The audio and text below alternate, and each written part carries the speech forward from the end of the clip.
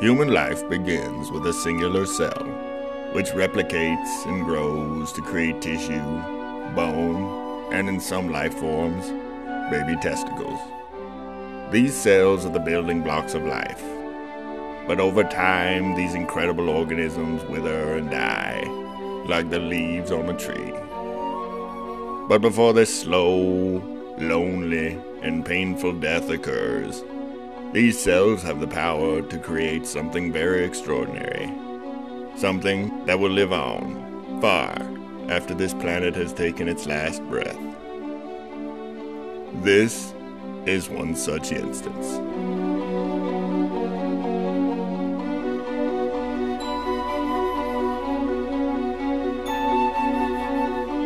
Eric Cadora was born on May 30th of 1964. His birth took an excruciating 15 hours to complete, an ordeal that was not lost on his birth mother.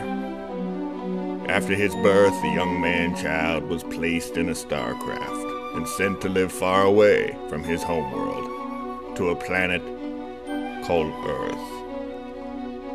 There, young Eric would grow, mature, and learn to live among the human race.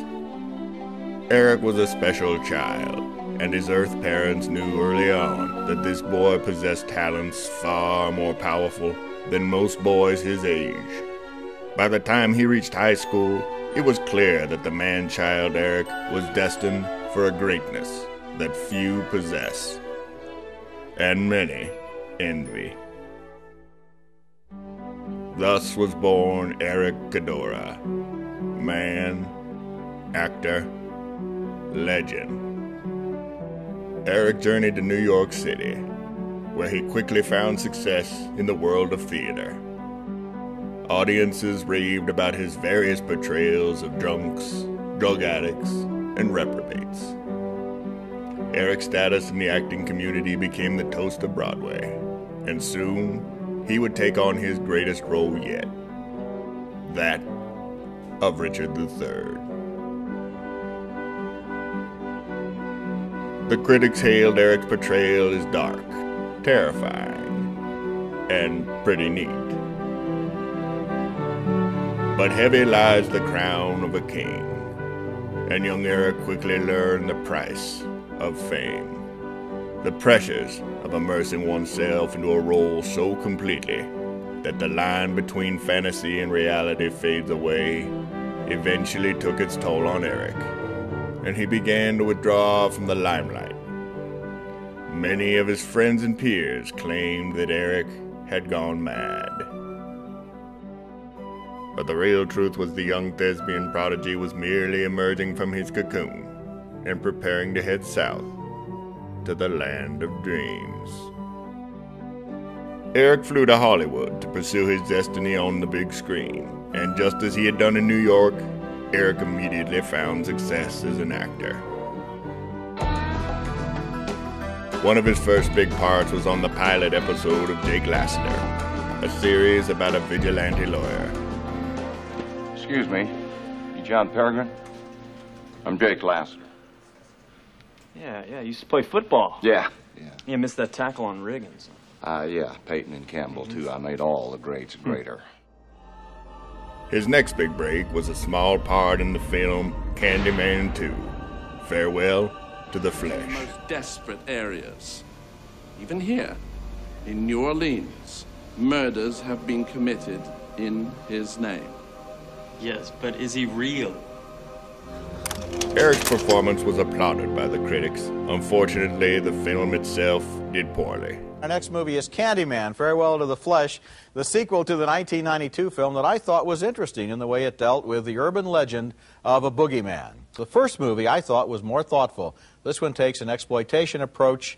I didn't like it. I didn't like it either, just the same way. I had the same reaction, Roger. But 2 thumbs down did not deter Eric. With even more determination, he went on to find great success in many films. It's the 20th of January.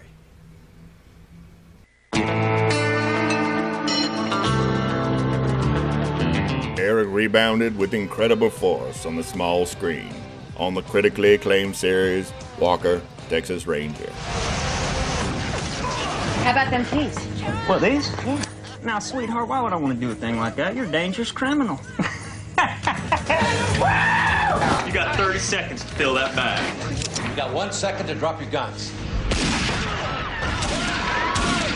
Thanks to Chuck Norris, Eric was soon on his way to superstardom, with roles opposite of some of Hollywood's finest. Who had the Gianellis killed? A cop gave me the money. What cop? I don't know his name. I don't know. Brigitte Nielsen. Never speak with your mouth, buddy. Body Count. Audiences and critics alike raved about his various portrayals of drunks, drug addicts, and environmentally conscious homeowners. Yeah, we have our River Rock tile shower. So there was very little manufacturing necessary to put this together. It's basically the same application that you'll get with tile like we have on the floor here. It's glued onto a mesh backing. You put it in there and grout it. He even landed roles on that one Star Trek show with the hot Borg lady.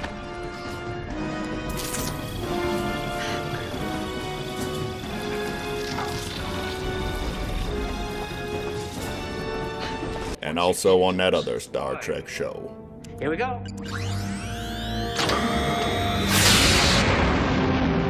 Oh, nice. But it was his portrayal of a Desert Storm veteran that brought him the critical acclaim that would secure his place as a serious Hollywood actor. I just want to say how glad I am to be here with you. Especially Cousin Brian. Well, I'm really glad to be here, too. Now, I know my head was pretty messed up when I got back from Desert Storm, but I just want y'all to know that after 5 years of therapy, I think I finally feel like myself again. Well, Desert Storm is over. You never have to be afraid again. All right, where's Brian? You can run, but you can't hide. It's you! Things were on the up and up for Eric. The road was paved with gold. Here you guys go. You smell something? No. Smell smoke. No. I got really, really bad allergies, though. I can't smell a thing. I don't know.